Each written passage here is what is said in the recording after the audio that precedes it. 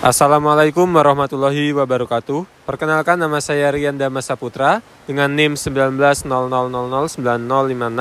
Saya di sini akan menjelaskan penerapan design thinking pada masyarakat, yaitu pada Milemonilo. Apa sih itu design thinking? Menurut Interaction Design Foundation, design thinking disebut sebagai proses yang dilakukan secara berulang untuk memahami pengguna, menantang asumsi, mendefinisikan ulang permasalahan, serta menciptakan solusi. Proses dalam design thinking yaitu ada 5. Yang pertama, empathize. Dalam tahap ini kita harus menaruh empati untuk mengenal pengguna dan memahami keinginan, kebutuhan, dan tujuan mereka.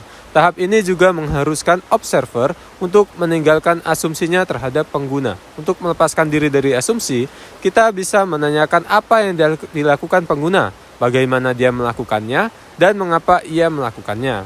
Tahap yang kedua yaitu define. Setelah mengumpulkan data yang berkaitan dengan pengguna, tugas kita selanjutnya adalah menganalisis data tersebut. Selanjutnya, identifikasi masalah atau hambatan yang dialami pengguna. Tahapan define dalam design thinking yaitu dilakukan untuk menyebutkan problem statement.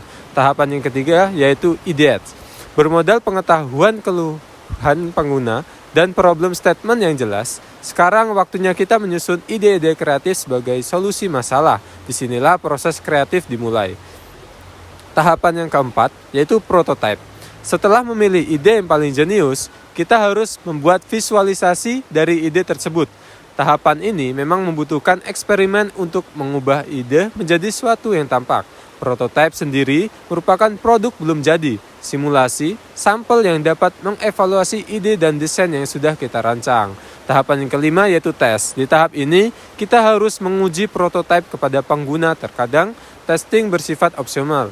Namun, menguji akan memberikan keuntungan tersendiri yaitu product review. Dari situ, kita bisa memaksimalkan kembali produk tersebut. Maka kita harus memperbaiki hasil dari proses yang rumpang.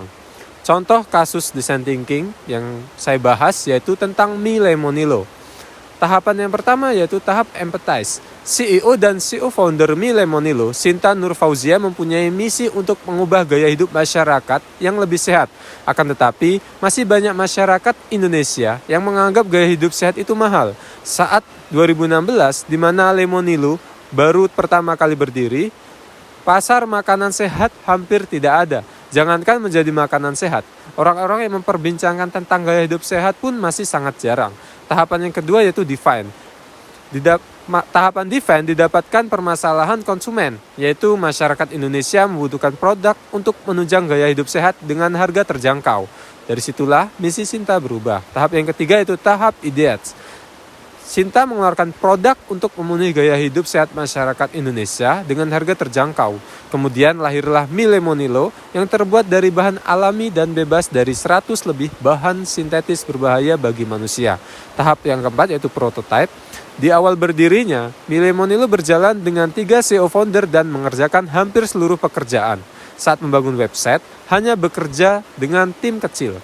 Sinta mengadakan program Wiranilo, yang mana program Wiranilo ini tak hanya sekedar program untuk berjualan dan mencari keuntungan semata, tetapi lewat program ini juga diharapkan ada jiwa-jiwa wirausaha yang dikembangkan sambil menyatukan misi menyebarkan pesan sehat untuk Indonesia. Lemonilo akan menyediakan fitur pay later bagi teman-teman Wiranilo, sehingga tidak ada memberatkan teman-teman Wiranilo yang masih memiliki modal sedikit dan bisa membayar produk dengan tenggat waktu yang sudah ditentukan. Sementara transaksi di aplikasi akan hadir loyalty program, yaitu program ini memungkinkan konsumen yang sering berbelanja di Lemonilo bisa mendapatkan poin yang nantinya jika sudah terkumpul bisa ditukar dengan hadiah yang menarik.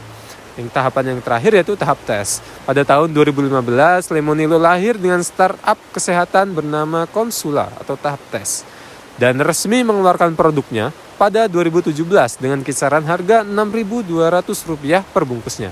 Berharap lewat produk Lemonilo dan program Wiranilo, teman-teman Wiranilo bisa menjadi wirausahawan yang terus bertumbuh dan berkembang.